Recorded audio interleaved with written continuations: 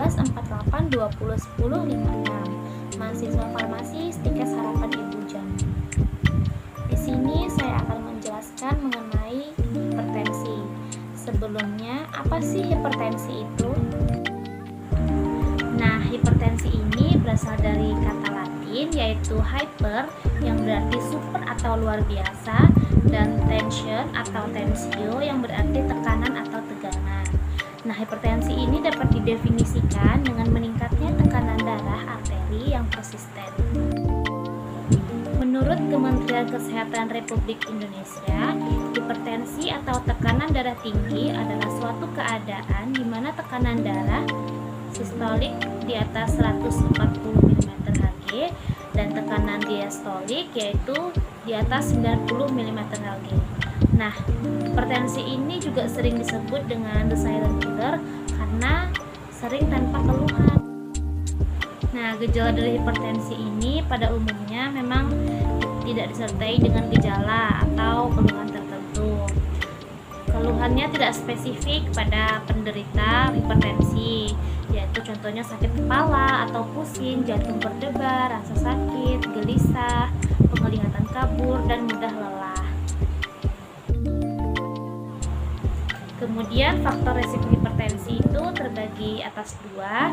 Yang pertama, faktor yang tidak dapat dimodifikasi, contohnya umur, jenis kelamin, riwayat keluarga atau genetik.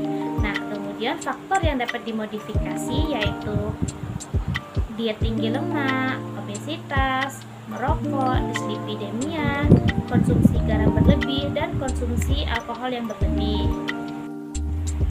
Nah, kemudian yaitu penata laksanaan hipertensi.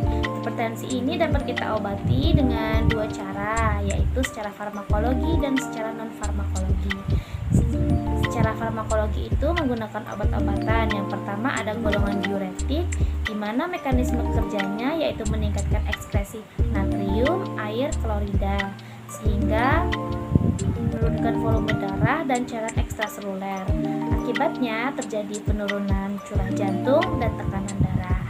Nah, golongan diuretik ini terbagi lagi atas golongan tiazid, contohnya hidrokortiazid, kemudian loop diuretik, contohnya furosemid, dan hemat kalium, yaitu contohnya ada spironolakton.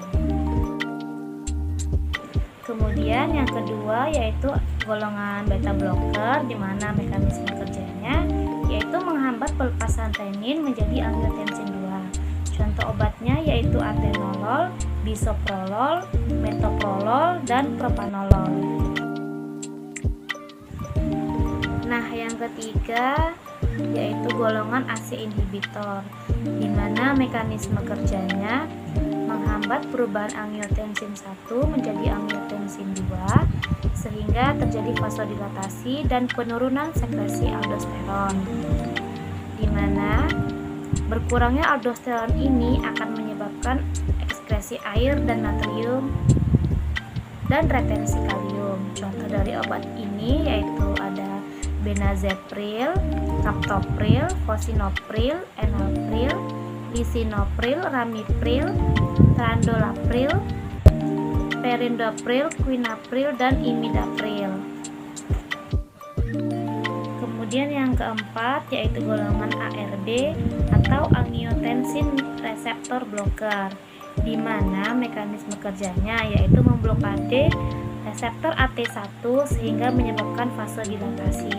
Contoh-contoh obatnya yaitu ada kandesartan, irbesartan, telmisartan, losartan, dan valsartan.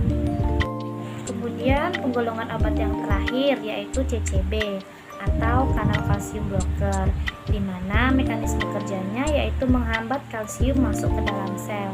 Contoh obatnya yaitu amlodipin dan nifedipin. Kemudian yang terakhir yaitu terapi non farmakologi, di mana kita harus mengurangi konsumsi garam yang berlebih, konsumsi alkohol yang berlebih, diet yang teratur, kemudian aktivitas fisik, dan kurangi stres yang berlebih.